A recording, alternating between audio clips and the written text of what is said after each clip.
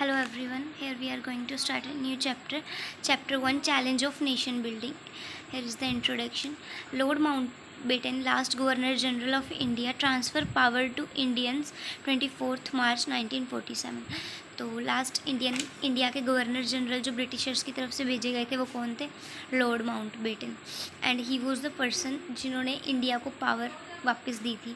मतलब इन्होंने ही ब्रिटिशर्स की तरफ से इंडिया को इंडिपेंडेंस डिक्लेयर की थी. मुस्लिम लीग लीडर मोहम्मद अली जिन्ना, जो मुस्लिम लीग लीडर थे उनका नाम था Mohammad Ali Jinnah. 15 August rejoicing as well as mourning. ये इसलिए ऐसा कहा गया है क्योंकि गांधी जी के द्वारा, क्योंकि जो मुस्लिम लोग थे मेजॉरिटी में, वो अलग अपना मतलब एक कंट्री चाहते थे और इस अलग चीज़ की डिमांड कर रहे थे, और इंडिया ऐसा नहीं चाहते थे. एंड जो इंडियंस थे वो ऐसा कुछ भी नहीं चाहते थे. वो चाहते थे सब मिलजुल कर रहे हैं, इकट्ठे रहें. लेकिन जो मुस्लिम लीग लीडर थे वो समझने पे ही नहीं आ रहे थे इस चीज़ को. तो ये थी अभी तक इंट्रोडक्शन. अभी यहाँ से शुरू होती है two nation theory. Two nation theory में क्या था? मोहम्मद अली जिन्ना ने डिमांड की कि हमें एक अलग कंट्री चाहिए, जो कि मुस्लिम लीग के लीडर थे. 1940 में लाहौर सेशन हुआ, डिक्लेयर डिफरेंट एंड कन्फ्लिक्टिंग. मतलब 1940 में इन्होंने एक लाहौर में सेशन किया था, लेकिन जो मोहम्मद अली जिन्ना थे वो अड़े रहे कि मुझे तो अपना एक अलग कंट्री चाहिए. हमारे सारे देश के जो मतलब मुस्लिम्स हैं उनको अलग कंट्री ही चाहिए. लेकिन जो इंडियंस लीडर थे, सरदार पटेल और जवाहरलाल नेहरू जी और सब, ये उन्होंने मतलब ये मनवाने की ट्राई किया कि वो इस चीज़ को मान जाएँ इकट्ठे रहने को, बट ऐसा कुछ भी नहीं हुआ था. महात्मा गांधी ने क्या कहा था? उनकी लैंग्वेज में था कि God made one, no able to divide. तो उन्होंने कहा था जिन्हें भगवान ने एक बनाया हो उसे कोई भी डिवाइड नहीं कर सकता, ऐसा महात्मा गांधी जी ने कहा. और सरदार पटेल जी ने क्या कहा था? Cannot split water and sees river. कि हम किसी भी नदियों का, जो इतनी बड़े बड़े समुंदर बह रहे हैं, हम उनका पानी, नदियों का मतलब एक अलग करने में हम समर्थ नहीं रह सकते. तो मतलब इंडिया एंड पाकिस्तान को इन सब चीज़ों से कंपेयर किया जा रहा था. जो हमारे लीडर्स थे वो ऐसा नहीं चाहते थे ऐसा हो, लेकिन ऐसा हुआ क्योंकि मोहम्मद अली जिन्ना ने ये पकड़ रखा था कि ऐसा करवाना ही है. तो अब क्या होता है? Patels view on Indian nation. अब सरदार पटेल जी के व्यू देखे जा रहे हैं. India is a highly civilized in culture even when British belong to primitive. जो सरदार पटेल हैं वो कहते हैं कि जब इंडिया इवन पुरानी चीज़ों से बिलोंग करता था, तो हमारे उस वक्त हमारी कंट्री काफ़ी कल्चरल थी और काफ़ी मतलब हाईली सिविलाइज हो चुकी थी जब तक, क्योंकि उस टाइम में ब्रिटिशर्स भी हमसे पीछे थे. Make Twain observe history. ये सब मतलब जो है लिख रहे हैं, ये मार्क ट्वेन द्वारा ऑब्जर्व किया गया हिस्ट्री में. सो नेक्स्ट इज टॉपिक है हिंदू मुस्लिम कॉन्सलेशन. अब हिंदू मुस्लिम्स में बात होगी कि कैसे मतलब टू नेशन थ्योरी को मानना या नहीं मानना, जो भी. Sardar Patel Congress president in 1931. जो सरदार पटेल थे कांग्रेस के प्रेसिडेंट थे in 1931. Won't hurt unity not paper. He was like a man कि ऐसा नहीं चाहिए था उसे कि पेपर में हाँ सब हम इकट्ठे हैं, देश हमारा दोनों पाकिस्तान इंडिया एक ही है, ऐसा कुछ नहीं चाहिए था. उसे चाहिए था कि हम दिलों से भी एक ही हों. One Muslim feel safe in India. वो चाहते थे कि सारे मुस्लिम्स हमारे इंडिया में, कंट्री में सेफ फील करें और अपना फील करें. Hinduism is tolerate by N.A. Palkhivala. हाँ, तो ऐसा कहा गया कि मुस्लिम हमारी कंट्री में सेफ फील करें. इन्होंने हर एक रिलीजन को मतलब उतनी ही अहमियत दी थी जितनी कि वो हिंदू को देते थे या फिर मुस्लिम, कोई भी रिलीजन, क्योंकि हिंदी बोलने वाले हमारी कंट्री में बहुत ज़्यादा थे. लेकिन इन्होंने फिर भी ऐसा नहीं किया कि हिंदी को ज़्यादा प्रेफरेंस दे दिया कुछ. इन्होंने सबको इकट्ठा लेके चला. So why did Sardar Patel accept countries partition. So इसमें मैंने ये गलत बता दिया था कि इसमें पता करेंगे, इसमें पता लगेगा कि क्यों ऐसा हुआ कि सरदार पटेल को एक्सेप्ट करना पड़ा इंडिया और पाकिस्तान का पार्टीशन था जो. सो जवाहरलाल नेहरू सेकेंड सितंबर 1946 प्रीमियर और पीएम. सो 1946 तक जवाहरलाल नेहरू थे जो प्रीमियर थे, और हम प्राइम मिनिस्टर भी कह सकते हैं. Officially he is vice president. वो वैसे तो वाइस प्रेसिडेंट थे लेकिन उन्हें एज अ पीएम माना जाता था. 26 अक्टूबर मुस्लिम लीग जॉइन गवर्नमेंट. तो ऐसे इनकी मतलब डिबेट्स वगैरह जैसे सेशन वगैरह होते हैं उसमें चल रहा था. तो अब 26 अक्टूबर को फिर से एक मीटिंग होती है जिसमें क्या होता है? Obstruct progress and remain for the theory. Muslim league के जो मतलब मोहम्मद अली जिन्ना थे वो उस चीज़ पर रिमेन रहते हैं कि पक्के रहते हैं कि मेरे को तो अपना अलग ही वो चाहिए. तो इस वजह से हम सब कुछ नहीं कर सकते थे. क्योंकि हमें मतलब दोनों कंट्रीज़ की सहमति चाहिए थी और वो अलग मांग रहे थे, तो हमें उन्हें देना पड़ा। तो सरदार पटेल जी ने ये कहा कि डिजीज़ लिम शॉर्न ऑफ, कि मतलब इस तरह से है ये पार्टीशन होना कि जैसे एक हाथ टूट गया हो, एक हाथ मतलब ख़राब हो गया हो, इस तरह से उन्होंने इस चीज़ को बताया। इंटीग्रेशन ऑफ प्रिंसली स्टेट्स, अब मतलब यहाँ तक हो गया हमारा जो इंडिया पाकिस्तान है अलग हो चुका है, क्योंकि मोहम्मद अली जिन्ना नहीं माने। 26 अक्टूबर में जो भी लीग मतलब मीटिंग हुई थी उसमें इन्होंने अलग होने को कहा। सो अब प्रिंसली स्टेट्स थी, पाकिस्तान और इंडिया का तो सॉल्व हुआ है। प्रिंसली स्टेट्स का क्या सीन है तो देखते हैं। उस वक्त हमारे पास 565 स्टेट्स थी, और कहीं 562 भी होगा, लेकिन अब करंटली 565 स्टेट्स अगर हम गूगल पे सर्च करते हैं तो आता है, तो आप सब देख लेना जैसे भी आपके टीचर ने कराया हो। तो 565 स्टेट्स थी, जिसमें से जम्मू एंड कश्मीर का जो एरिया था वो इतना था, एंड जो कि माना जाता था कि जितना एरिया जम्मू कश्मीर का है एज अ इंग्लैंड कंपेयर किया जाता था, इतना ही बड़ा इंग्लैंड है। हैदराबाद में 16 मिलियन पर्सन रहा करता था। मतलब ये प्रिंसली स्टेट की बात कही जा रही है। उस वक्त राजा महाराजा का मतलब रूल कहाँ कहाँ था, तो जम्मू कश्मीर में था, हैदराबाद में था, और Mysore with the population 7 million. Total अभी सब प्रिंसली स्टेट्स जितने भी थी 565, उन सबको मिला के 93 मिलियन बनता था इनका, जिसमें से मतलब अगर हम परसेंटेज वाइज या फिर वैसे देखें तो 2/5 ऑफ इंडिया जो था प्रिंसली स्टेट कवर करते थे। 2/5 of India covered by princely states. So अब आगे चलते हैं, हमें इतनी नॉलेज आ गई। हैदराबाद में 16 मिलियन थे, मैसूर में 7 million, total 93 million, and Jammu Kashmir have the area with इतना एरिया था, आप देख सकते हैं। सो पैरामाउंटेसी क्या होता है, ब्रिटिश कंट्रोल। जब प्रिंसली स्टेट्स हुआ करते थे ऑब्वियसली उस वक्त ब्रिटिशर्स का रूल भी था, तो कैसे ब्रिटिशर्स ने मतलब इन्हें मनाया या फिर कुछ भी किया, तो देखते हैं उस चीज़ को कि पैरामाउंटेसी क्या होता है। ब्रिटिश कंट्रोल होगा, लेकिन कुछ चीज़ों पे जो इंटरनल किंग है उसका भी होगा। तो जो किंग होते थे वो कहते थे एंजॉय इंटरनल मैटर कंट्रोल, जो इंटरनल मैटर हुआ करते थे वो खुद राजा वगैरह ही संभालते थे, उसमें ब्रिटिश इंटरफेयर नहीं करती थी। British protect them from externally, अगर कोई कंट्री हमारे मतलब जैसे कि मान लो अगर जम्मू कश्मीर को कोई राजा चला रहा है तो उसके अंदर इंटरनल अफेयर्स को वही देख रहा है, लेकिन अगर मान लो पंजाब वाले जम्मू कश्मीर पे अटैक करें तो उस चीज़ को ब्रिटिशर्स देखेंगे पंजाब वालों, तो ये होता है external. It was just example, ऐसा कुछ भी नहीं है। रेगुलेट डिस्प्यूट, अगर कोई लड़ाई झगड़ा होता है तो भी ब्रिटिशर्स देखेंगे। Break down of internal order, अगर मान लो मतलब राजा बदला है या फिर कुछ भी सरकार गिर गई है या फिर कुछ भी ऐसा, तो उस मामले में भी कौन देखेगा, ब्रिटिशर्स देखेंगे। तो मतलब इंटरनल मैटर पे वो नहीं करेंगे इंटरफेयर, बाकी इन सब चीज़ों पे उनका रहेगा।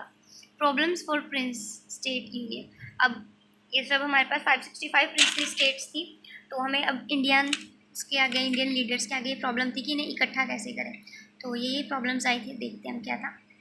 फर्स्ट वॉज डैट कि threat to Indian strength and solidarity, मतलब इंडिया की स्ट्रेंथ को कैसे हानि पहुंच रही। तो इंडिया को स्ट्रेंथ एंड सॉलिडरिटी में कैसे प्रॉब्लम था, क्योंकि अब 2 डोमिनेंट कंट्रीज़ निकल के आई थी सामने प्रिंसली स्टेट्स के आगे, या फिर उन्हें इंडिया को ज्वाइन करना था, पाकिस्तान को ज्वाइन करना था, या फिर खुद को इंडिपेंडेंट डिक्लेयर करना था। तो बहुत सारी कंट्रीज़ ने मतलब कुछ एक कंट्रीज़ थी जिन्होंने खुद को इंडिपेंडेंट डिक्लेयर किया, और कई थी जिन्होंने खुद किसी ने इंडिया को ज्वाइन कर लिया और किसी ने पाकिस्तान को ज्वाइन कर लिया। So Hyderabad and Travancore was the countries जिन्होंने खुद को डिक्लेयर कर दिया इंडिपेंडेंट, ठीक है। हैदराबाद एंड त्रवणकोर कंट्रीज़ थी जिन्होंने खुद को इंडिपेंडेंट डिक्लेयर कर दिया। भोपाल कॉन्टेक्ट मिस्टर जिन्ना, और जो भोपाल वाले थे, जो मतलब भोपाल कंट्री थी वो मुस्लिम मतलब कह सकते हैं पाकिस्तान वालों के स्टिल कॉन्टेक्ट में थी, जो कि डेंजर था हमारी कंट्री के लिए कि उनके साथ साजिश वगैरह ना रच लें। तो भोपाल की जो कंट्री थी उस अभी तक कॉन्टेक्ट रखते थे मिस्टर जिन्ना से, जो मुस्लिम लीग लीडर थे उनसे। सो ये एक प्रॉब्लम है क्योंकि हमारे देश के लिए खतरा बन सकती है ये चीज़। So second is autocrat rulers, अब मोस्ट ऑफ स्टेट अंडर, जो ज़्यादातर स्टेट्स थी सारी राजा महाराजाओं के अंडर थी। डेमोक्रेटिक इंस्टीट्यूशन नेवर ग्रो, अब सब अपने ऐसे राजा महाराजा होते हैं जो अपने अपनी जैसे मान लो जम्मू कश्मीर उनके पास है और बाकी सारा इंडिया आज़ाद है, लेकिन वो खुद के उसमें अपना प्रशासन चलाएंगे, और फिर जिस वजह से जो आसपास के लोग होंगे वो भी डेमोक्रेसी फील मतलब अच्छा नहीं, डेमोक्रेसी को एंजॉय नहीं कर पाएंगे। ये था second point. And third point is that anarchy and chose, Prince not listening people started revolt. तो दंगे फसाद हो जाएंगे अगर मतलब राजा खुद की मर्जी करी जा रहा है तो लोग क्या करेंगे, रिवोल्ट करेंगे, क्योंकि अब उनकी नहीं सुनी जा रही है। ऑब्वियसली अब कब तक देखेंगे। अब हमने यहाँ तक पढ़ा कि हमें प्रॉब्लम्स क्या आई पार्टीशन के वक्त। मतलब पहला ये था कि हमारी स्ट्रेंथ एंड सॉलिडरिटी को खतरा पहुंचा। सेकंड इज ऑटोक्रेट रूलर्स थे और अनार्की एंड चाउस बढ़ गया था। I hope you remember it better now. Credit to Sardar Patel and approach. अब जो सरदार पटेल को क्रेडिट दिया जाता है वो किस तरह से आए, उनकी क्या क्या चीज़ें थी, मतलब उन्होंने क्या क्या एफर्ट्स डाले थे इंडिया को, और मतलब इन्हें इकट्ठा करने के लिए, या फिर कुछ भी जो भी दे रखा। देखते हैं जो अलग अलग प्रिंसली स्टेट्स थे उनको इकट्ठा करने के लिए। इंस्ट्रूमेंट ऑफ एक्सेशन, मतलब इंस्ट्रूमेंट ऑफ एक्सेशन इस तरह से था कि वो सिर्फ उनकी तीन ही चीज़ों की डिमांड करती थी government, defence, foreign affairs and communication. और किसी इंटरनल मैटर में जो इंडियन गवर्नमेंट है इंटरफेयर नहीं करेगी, सिर्फ उनके defence, foreign affairs and communication में करेगी। Not join Pakistan nor be independent. अगर आपने इंस्ट्रूमेंट ऑफ एक्सेशन साइन कर दिया है तो आप ना ही पाकिस्तान को ज्वाइन कर सकते हो ना ही इंडिपेंडेंट हो सकते हो। और हमें थर्ड था कि अगर आपने इंस्ट्रूमेंट ऑफ एक्सेशन साइन किया है तो आपको जैसे कि और लोगों को पॉलिटिकल एस्पिरेशंस मिलती हैं, वो चुनाव वगैरह में खड़े हो सकते हैं, तो आपको भी सेम अपॉर्चुनिटी दी जाएगी। तो ये सब जो लीडर्स ने एफर्ट्स डाले थे ताकि वो खुद को प्रिंसली स्टेट्स थे जो इंडिया के साथ ज्वाइन कर सके। एक्सेशन ऑफ प्रिंसली स्टेट, जो मतलब ये मेन तीन बताए गए हैं, उनका एक्सेशन बताया गया कि कैसे हुआ। जूनागढ़, हैदराबाद एंड जम्मू कश्मीर। जूनागढ़ को बनाया मतलब पूरा जब ये इसने ज्वाइन किया था, it was the date 31 December 1948। 31 December 1948। Joined Kathiawar on December 31, 1948। जो जूनागढ़ में क्या हो रहा था कि इन्होंने ज्वाइन कर लिया कठियावाड़ को, जूनागढ़ के लोगों ने, और plebiscite and people consent voting हुई। जो लोग चाहते थे कि खुद प्रिंसली स्टेट मतलब इंडिया के साथ ज्वाइन करना चाहते थे या नहीं चाहते थे, तो उसमें जो लोग चाहते थे उसकी जो वोटिंग ज़्यादा थी, इसलिए जूनागढ़ को ज्वाइन कर लिया गया इंडिया के साथ 31 दिसंबर 1948 को। And second is Manipur. Manipur को मतलब ये तो मैंने डेट वैसे ही लिख दी कि मोटा मोटा आपको याद रह जाए। जून 1948 एंड सितंबर 1949। देखते हैं इसमें क्या क्या हुआ था। बोधचंद्रा सिंह एश्योर्ड बिफोर इंडिपेंडेंस। जो बोधचंद्रा थे वो वहाँ के किंग थे उस टाइम, मतलब जो भी था उनका शासन चलता होता था। उन्होंने सोच लिया था कि वो इंडिपेंडेंस से पहले ही कि वो खुद इंडिया के साथ ज्वाइन करेंगे, लेकिन after assurance of internal autonomy उन्होंने ये चीज़ तभी मानी थी।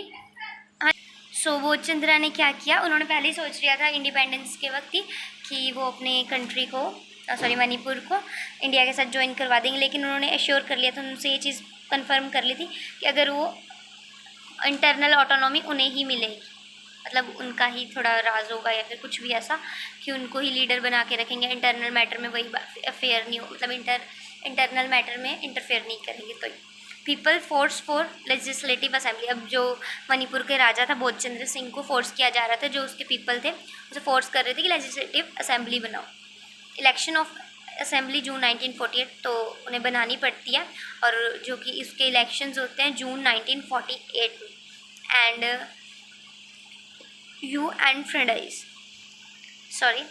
यूनिवर्सल फ्रेंचाइज के हिसाब से होता है, मतलब 18 ईयर्स अबव ही उसमें वोट दे सकता है, यूनिवर्सल फ्रेंचाइज की उससे होते हैं।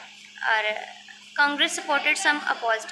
कांग्रेस थी उन्होंने इसको सपोर्ट किया कि जो इलेक्शन वगैरह हो रहा है, लेकिन कई अदर मतलब जो पार्टीज़ थी उन्होंने इसको अपोज भी किया। गवर्नमेंट भी प्रेशराइज करने लगी मणिपुर के राजा को कि आप बनाओ लेजिस्लेटिव असेंबली और इलेक्शन वगैरह करवाओ ये सब, तो इसलिए उन्हें बनानी पड़ी थी, और इलेक्शन वगैरह भी हुए थे। कई लीडर पार्टी ने मतलब इसे अपोज किया, कई सपोर्ट किया, इसके पीपल थे काफ़ी ज़्यादा वो सपोर्ट में थे, इसलिए बनानी पड़ी। तो जब लास्ट में कहा गया इन्हें कि मतलब एक बार उन्होंने बोला कि मैं अपने पीपल से राय लूँगा इलेक्शन के लिए, तो लेकिन ऑलरेडी पीपल माने हुए थे, तो फिर सितंबर 1949 में कंसेंट के लिए गए थे लेजिस्लेटिव असेंबली के, एंड इट वाज फाइनली, तो मणिपुर के राजा ने इंडिया को ज्वाइन करा दिया। वो उनसे पूछना चाहते थे कि लेजिस्लेटिव असेंबली के उसमें कि तुम सब राजी हो या फिर नहीं, लेकिन वो तो ऑलरेडी पहले मनाए थे। सो हैदराबाद हम नेक्स्ट वीडियो में करेंगे। Thank you.